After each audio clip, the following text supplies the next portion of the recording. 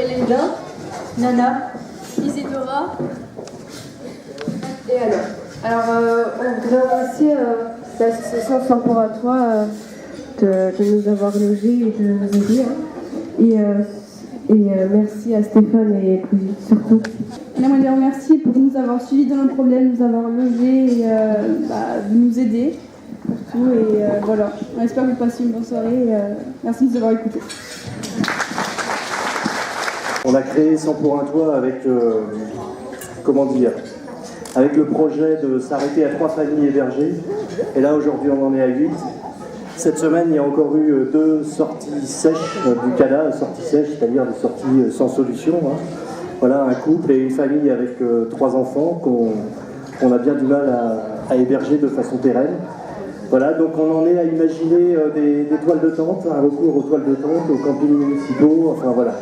Des solutions qui seront évidemment que transitoires, hein, le temps que les conventions qu'on a passées avec les mairies, les unes et les autres, aboutissent et que les logements soient en état, hein, parce que derrière nous ici, c'est un formidable élan de solidarité qui s'est mis en marche. On peut parler de Moëlan, hein, une trentaine de volontaires qui interviennent et qui rénovent une maison de façon bénévole et gratuite.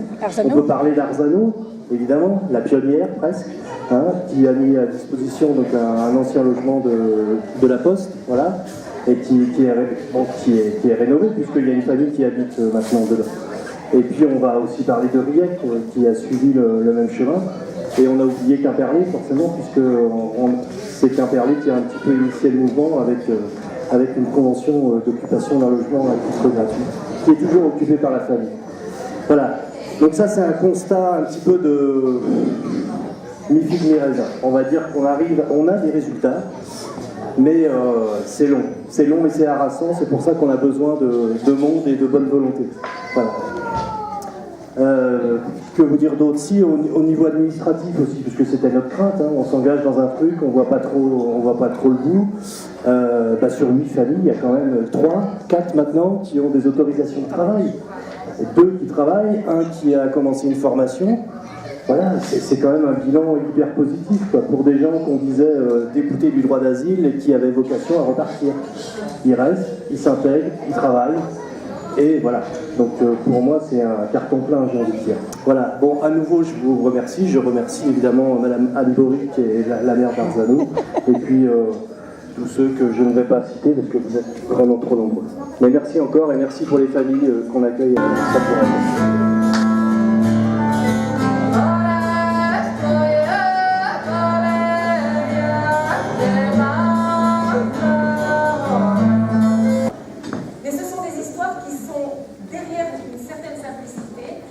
Qui sont extrêmement ouvertes sur plein de questions, plein d'aspects de la vie, de nos vies, et de la vie de l'humanité depuis la nuit des temps.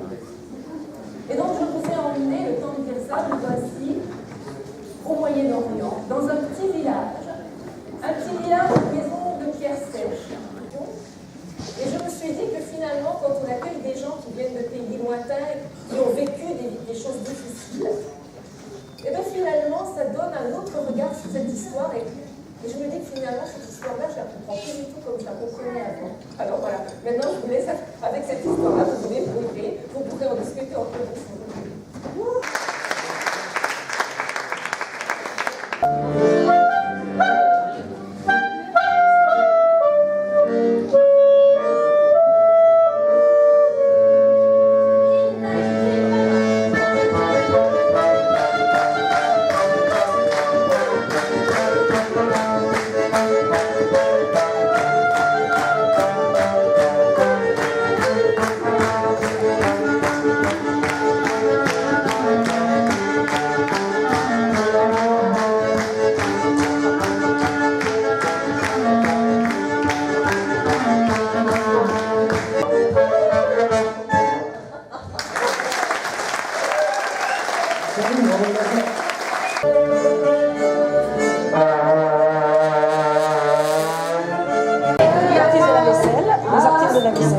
Ça, c'est les artistes de la vaisselle. Salut.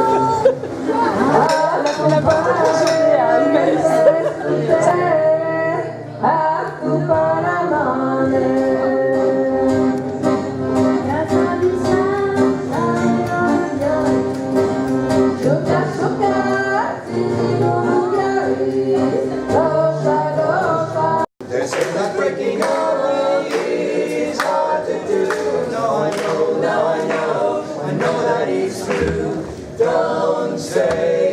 is the end. Instead of breaking up, I wish that we were making up again. I beg of you, do not die. Breaking up is hard to do, be do down, down.